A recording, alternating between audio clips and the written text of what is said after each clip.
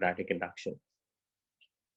So if a conductor is made to move in the region of magnetic field so that it cuts the field lines, then EMF will be induced in the conductor. And if you provide a complete path for the current flow, then the current also starts flowing. So we did a couple of experiments.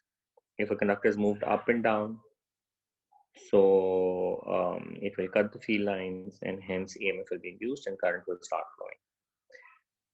flowing. But we don't know in what direction the current would flow right now. Or maybe if we move the magnet towards or away from the coil, then the magnetic field lines will cut the coil and EMF will be induced in that coil as well. Or maybe if we have two coils next to each other, and if I keep on switching on and off the current in one coil, then its magnetic field is going to cut the second coil and EMF will be induced. Or we have alternating current flowing in one coil, that will also cause EMF to be induced in the second coil, because the second coil would be influenced by a continuous varying of flux. Lenz's law states that whatever force you would apply or whatever change you would try and cause, that change is going to be opposed by the induced EMF.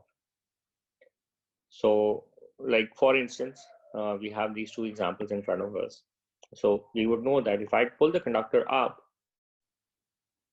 then that upward movement is going to be opposed. So I'd experience a force that will act downwards to oppose the upward movement. Likewise, if I pushed the conductor downwards, then I'd experience the force upwards, opposing it, whatever force that I apply. Or maybe in this case, if I will try and move the magnet inwards, then the inward movement is going to be opposed. So I'd experience a force leftwards. But if I'd been moving it leftwards, I would experience a force rightwards. So whatever I do to cause a change in magnetic field, that change is going to be opposed. You can also use Lenz's law to judge the direction of current flow. But the Lenz's law is never used alone. So it's used in conjunction with some other law to help determine the direction of current. Like for instance, in this case, we took this as an example that the conductor is pulled upwards. So I know if I'm going to pull it upwards, then the force of the current is going to be acting downwards. How do I know that? Lenz's law. But once I know that the force of current is going to be acting downwards, then I can use that force in conjunction with Fleming's left-hand rule to judge the direction of current. So I know force is acting down, magnetic field is left to right, so the current is going to be flowing inward. So I can use the Lenz's law to judge the direction of force, and then I can use the Fleming's left-hand rule to judge the direction of current flow inside the conductor. You have this another example where I have a magnet and there's a coil, and I'm moving the magnet inwards. So since I'm moving the magnet inwards, I know that it will experience a force leftwards. That's because of Lenz's law.